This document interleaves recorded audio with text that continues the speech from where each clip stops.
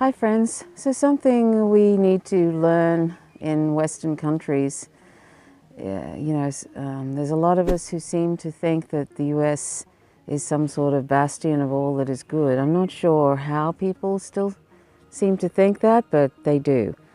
The thing is, we seem to think that it's okay for the US to just go around the world changing regimes that they think is unacceptable to them. And I use the word regimes, that's the word they use. This sort of imperialist attitude, it's a sort of a white supremacist imperialist attitude, is at the root of a lot of the violence that's happened in the world. If anybody looks into what the amount of people that the US has killed, US empire, and I call it an empire because it has 1,000 bases that we know of, or at least 800 bases that we know of around the world. So it is an empire. You know, the amount of people that have been killed by US empire since I think it's World War I is like 20 million people. 20 million people.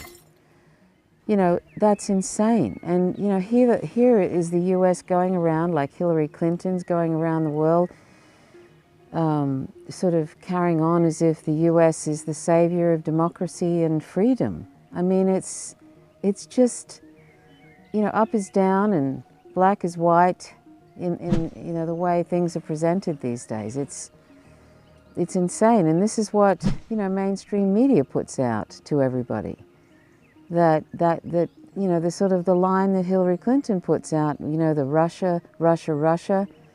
There's absolutely no proof that Russia interfered in those elections. It can be found out, you know, in fact, the whole Bill Binney, who was the NSA whistleblower, he said they could have found that out in a second if Russia was interfering. And anyway, all countries interfere in elections anyway. They all do it.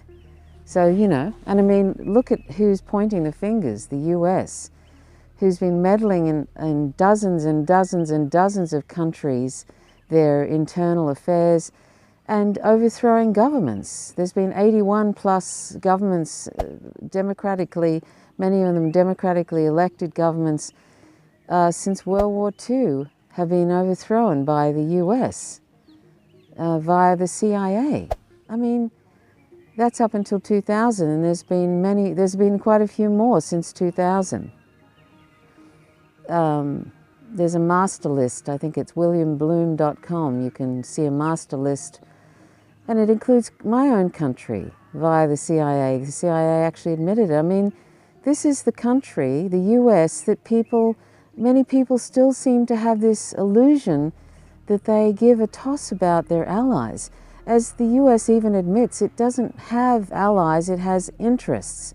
So if for some reason, you know, the country you're living in, if you're in a Western country and you happen to have, your country has its ally is the US, if your country is doing something that displeases the US, you'll soon feel that pressure and bullying.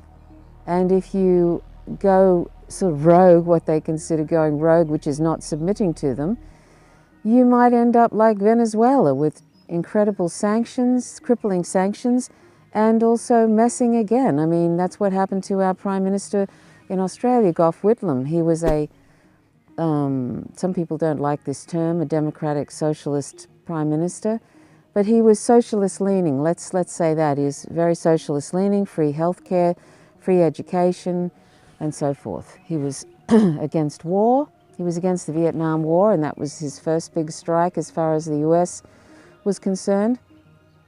And, you know, that's sort of, he was against war, and that's unacceptable with the US. If you're not going to join them on their little military adventures, well, not little even, their military adventures all around the world, then, you know, you're going to be put under scrutiny, and you're going to, as a country, you're going to be probably in trouble. Any country that doesn't submit to the US empire is, you know, in some ways meddled with, to the point where eventually they'll probably have some sort of coup d'etat, like, you know, that's been happening in Latin America. I still have that virus It's gradually going though, but I still feel dreadful. I had to take the day off today. I was supposed to go to Parliament House and see the goings on, see what was happening in relation to our legislation, and couldn't go. So I just had to sleep. So anyway, but I wanted to do this. If I haven't done something political in a day, something that's urging for some sort of, whether it's veganism or anti-war, which is all related, I feel like I haven't done something properly. I have to have done something, some sort of activism, whether online or elsewhere, or I don't feel like it's been a successful day. Anyway, so I know that some people might go, God, all she talks about is anti-war and anti-imperialism. I just think it's so important. And as Abby Martin said, you know, things like, you know, for example, until the US empire falls, and until the US stops giving, you know, $10 million a day to the apartheid state of Israel, the situation's never going to change. You know, these things, you know, a lot of what is happening in the world is, you know, the violence and the, you know, the sort of the you know, the internal disruptions in countries. A lot of that you can trace back to US meddling. And some people might go, oh, that's very extreme. You just hate the US. You're just you know, you're anti-American. No, I'm not actually anti-American. I have a lot of US friends. I'm anti-imperialism and I'm anti-war. And we all should be anti-war and anti-imperialist. We should all be that. I mean, if we're not, why aren't we? Is it okay that our Western countries are allies in going in and destroying other people's countries and killing their families?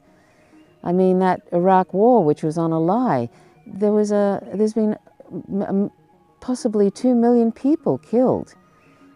You know, women, men, and children, just innocent people, a lot of them. And even if they're against what's happening in Iraq, even if they're people that have joined various groups, you know, which they call insurgents, why wouldn't you? I mean, as you know, as Mike Preisner from Eyes Left said, when he was a soldier in Iraq, when he was deployed to Iraq, he said after a while, he realized that, of course, these people would be fighting back at us because we're occupying their country and we're killing their civilians. I don't know if you've heard my particular post I did. I posted something from Eyes Left podcast. Please check it out with Mike Preisner and Spencer Rapone. They're two veterans. That's soundcloud.com/eyes, EYES, LEFT. I posted some excerpts of one of their podcasts. It's about Afghanistan and how the generals have been lying about Afghanistan. In fact, most of the country is occupied by the Taliban. There is no winning there. And the Taliban, who have recently had discussions with Russia about, you know, sort of how to bring, you know, supposedly bring peace to Afghanistan, the US will not engage in anything but, they won't, apparently they've said to the Taliban that they won't remove their bases from Afghanistan. There's 2 bases and they don't want to remove them, and the Taliban has said, we're not going to, you know, there's not going to be any sort of peace happening until you remove those bases. So the country that's holding up the peace process actually is the United States. What a surprise, since they actually created a lot of this turmoil that's there right now. So, you know, and that was all, you know, it's just, it's a terrible thing that the US is going around completely disseminating countries, and then they take generations to recover, if ever, because the PTSD that happens along with these sort of wars and the dreadful things that civilians experience with their occupiers, it never really quite goes away. So it's like, it's a permanent, almost like a permanent psychological damage. So anyway, I'm sort of drifting off, but what I'm drifting off the original point, which is that it's disturbing to me that so many Australians still sort of seem to, they even know that the US is problematic, but just kind of think, oh, well, we're going to benefit in some ways. That's probably the undercurrent there. Or they are, but the occasional person realizes how problematic the US is, but there isn't any anti-war, anti-imperialist movement. And until people in this country start to push against this US adoration and Australia going along with every bloody war, that every imperialist war that the US decides they want to engage in, until Australia stops doing that, until people start calling out, pushing against that, the government's never going to, if ever, never going to stop engaging in these immoral wars. So it's up to us. It always comes back to us, every individual. It's like I say when it comes to veganism, there's no point in people going around to corporations and pointing the finger and saying you've got to stop exploiting animals. There's no point in people going around to governments and saying you've got to change the laws and stop, exploiting animals. This change comes from the public. If most of the public become vegan and recognize that animals are not our resources, they're sentient beings, and they start, voicing that, the government then eventually follows because, well, it's sort of, that's what tends to happen. The government doesn't always follow public opinion, but unfortunately, like when we did a big march in 2003 against the Iraq War, the Australian government didn't listen to that and just went along with it. And we had a Liberal government, I think, at the time, which is a right conservative government. So they happily went along with it. And we continue to do that. And we continue to buy these, like, for example, the F-35s, which are not very functional. They have problems and they cost a fortune, billions of dollars each or something. And here we are, with people unemployed, that the social welfare for people who are unemployed, excuse me, is absolutely, it's an unlivable amount of money. So, and yet they're putting out billions and billions of dollars. And we're a sovereign economy, we're a currency issuer, we can't go broke, and our federal taxes don't pay for those things. Just that's an FYI about our sovereign economy. There's this sort of myth that people keep putting out about sovereign economies, that federal taxes pay for things. They don't. We're a currency issuer and a sovereign economy, and so we can pay. We could do free healthcare, free education, and all those kind of things. The only constraints are resources. So check that out. Learn MMT. That's a hashtag. LEARN MMT. I'll put a link, or just check out the hashtag and you'll find out what I'm talking about. No, I haven't lost my mind. It's actually the operational reality of a sovereign economy. That's what MMT is about. Okay, so anyway, but what I'm trying to say in this is that Australians and other people around the world have to stop seeing the US as some sort of bastion of all that's good and believing their nonsense, that they're spreading democracy and freedom. I mean, truly, really and truly. How much evidence does one have to see that they're just spreading violence and managed chaos in the Middle East and elsewhere? And that they've got the full cooperation of the mainstream media. Goebbels would be proud about how, and any dictator would be proud about how uniform and the mainstream media is with the propaganda of the government. So with the full cooperation of the Fourth Estate, the US government is going around the world, and unfortunately a lot of US citizens either don't question what their government is doing, don't care, or there's such a small amount who actually know what's going on. Their voices are being stamped out with algorithms on social media. So, this is why I keep saying we must share information about what's happening because if we don't share it, the mainstream media isn't going to talk about it, like the genocide that's happening in Yemen. How often do you ever hear about that? Right now, a genocide in Yemen where one child's dying every 10 minutes of disease and famine. Who's talking about that? There's 18 million people on the brink of death from famine in Yemen by December. Who's talking about that? A genocide happening right now with the cooperation of the US and the Saudi Arabia, the Saud monarchy. So that's why it's so important. We have to share information with other people as much as possible on social media. Keep mentioning Yemen. Keep talking about imperialism and keep sort of sharing information from good independent sources. And sometimes you have to sift through those sources. I used to share stuff from Democracy Now! Until they started. They're actually very good with day-to-day stuff, but they're not very good with things like Syria. They spread regime change propaganda about Syria. I think they did that with Libya. So I'm not endorsing Democracy Now!, but democracynow.org actually does daily news reports that actually have a lot of good information. So I still look at that. I haven't thrown the baby out with the bathwater. But then there's I definitely suggest the Real News Network. That's very good. Of course, the Empire Files. I constantly talk about the Empire Files because that's a fantastic program. The Empire Files with Abby Martin. So check that out. theempirefiles.tv.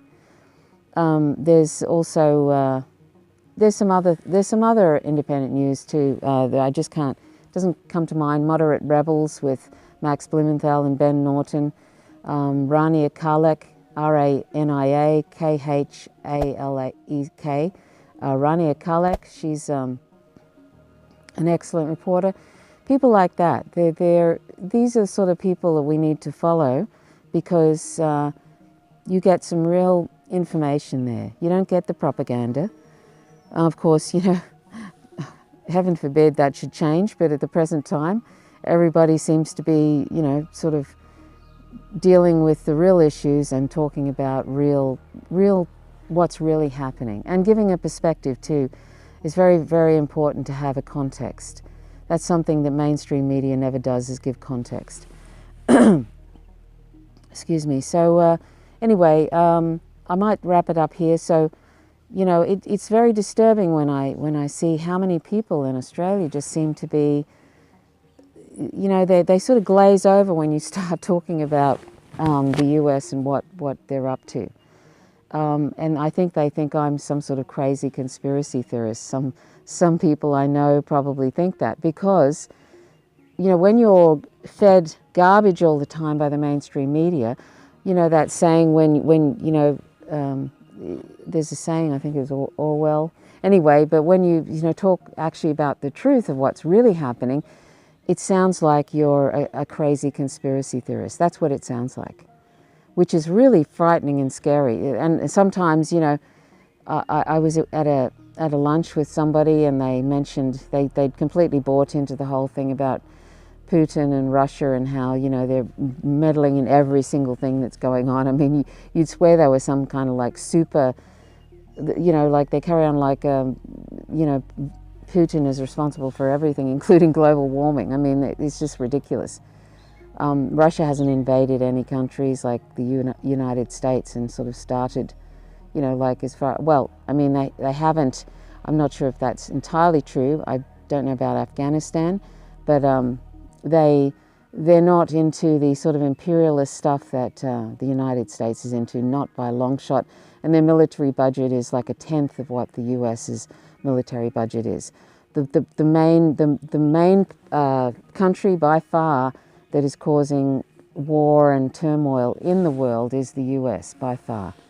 So I mean that's what we should be looking at. Anyway, when I was at lunch with this person, they mentioned Putin and as if he's some sort of evil, and there was part of me sort of thought, well, I could go into this right now, which would take a while but it would all sound like complete nonsense to that person. It would sound like I'm some sort of America-hating, or like America hating conspiracy theorists. That's what sometimes you can sound like if you're put in a position where somebody doesn't know anything about why that whole Russia narrative came up, you know, with the Podesta emails and all that sort of thing, and that it's just sort of, it's a deflection from the real truth.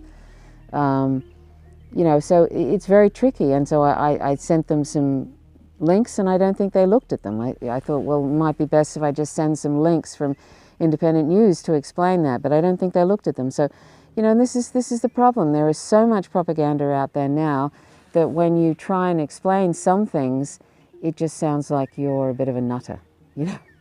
I mean, really, that's where it's at now. So anyway, that's why it's really good that we share things in real time while, you know, like from independent journalists while they're happening, so that maybe people might start to click that the country that carries on about being the most wonderful country in the world and the spreader of freedom and democracy and all that kind of thing is actually at the center of most of the turmoil, violence and war in the world, and could end up killing us all with some sort of nuclear, because they're making everybody now in some sort of nuclear arms race. So anyway, and they've been withdrawing from all these various nuclear deals. This is the US. Anyway, so that's all I wanted to say. We're in a bit of a, you know, it's a real battle between what is happening and propaganda right now. And it's up to us to spread that, to spread independent news. And as I said about veganism, you know, when you point to other, you know, it's all about what we do.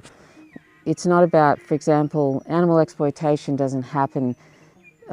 It doesn't happen through corporations. It happens through demand.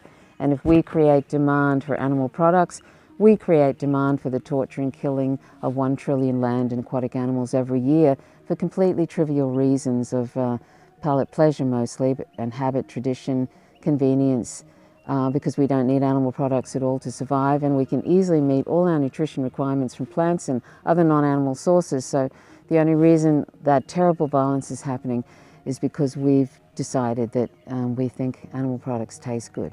We don't need them, and they're the result of tremendous torture and violence to sentient animals. But we are responsible. It's not the corporations, it's not the governments. We're responsible. It's not capitalism.